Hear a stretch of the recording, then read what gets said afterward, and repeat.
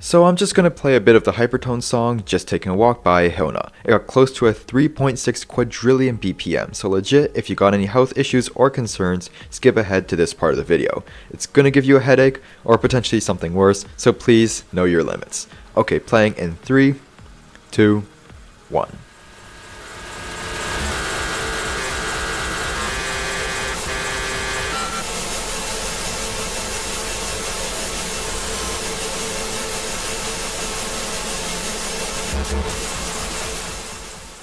So yeah, pretty self-explanatory why I consider Hypertone to be the most extreme genre of music.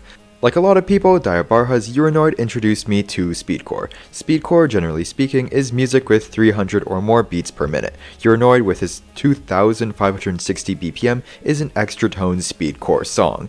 After that, YouTube started recommending other speedcore songs to me, like the song I just played before, which is actually what introduced me to Hypertone. In the speedcore genre of music, there are multiple categories. Splittercore with BPMs of 600 to 1000, and extratones with 1000 BPM or higher. A lot of times people just say that extratone is the fastest and most extreme genre of music, but really that title should go to Hypertone, which is defined on the Hypertone Wiki as music with a BPM of 1.2 million or higher. This is 20,000 beats per second, by the way. There's other categories in speedcore like supertone, but I stumbled across the ones above a lot more. Also want to point out that Hypertone is tiny. Their wiki's got 15 pages and their subreddit's also extremely small. Also got one central Discord, but I didn't join because I don't like bothering people and I don't like talking to people. But according to the wiki, the quote genre was created by Zustand with the track Introduxia Dimensii Hypertone in 2013. End quote. The fastest song in the genre I could find was Conspiracies and Men in Coffins. If you could make God bleed, people would cease to believe in him. Once you get into faster songs in the genre, their BPMs start to be written in scientific notation, like this song with this BPM. The wiki does a good job of explaining how the notation works, so here's just a screenshot. Also, of course, links in the description to all the songs, album art, and wiki sources in the description. But the thing is, once you start getting to BPMs in the thousands, it becomes impossible for the human ear to actually be able to register, for lack of a better word, all those noises. It's also naturally hard for programs to be able to handle such high BPMs, so amplifying tones to make them audible is commonly done to make hypertone, but there are other techniques such as breaking, auto-collecting, rebuilding, and tone breaking.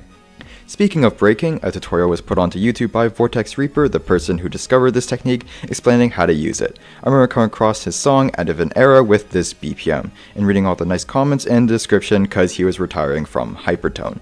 It's a pretty nice and small community, as indie music should be, but then I saw the subscriber count. Really got me thinking about how a person who revolutionized a genre of music had less subscribers than someone like me.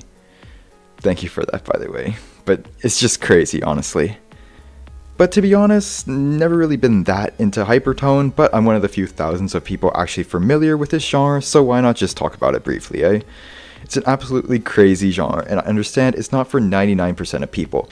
But if you're like me and want to discover as much extreme music as you can, please check out some Hypertone songs. For me, when listening to it, I can't even think. I just sit there looking up towards the ceiling while listening to whatever 400 quadrillion BPM song is playing in my headphones. Unfortunately, can't find the comment anymore, but remember someone describing the genre perfectly, saying something like, Hypertone gives you a headache, but it should still be recognizable as music. There's some genuinely good stuff here, but everyone has a different opinion on what good is.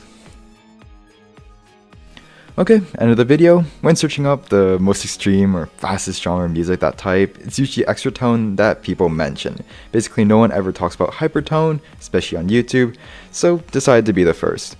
Feels like most people have never really heard of this, so hoped you found it interesting. And yeah, that's all. As always, thank you all so much for watching.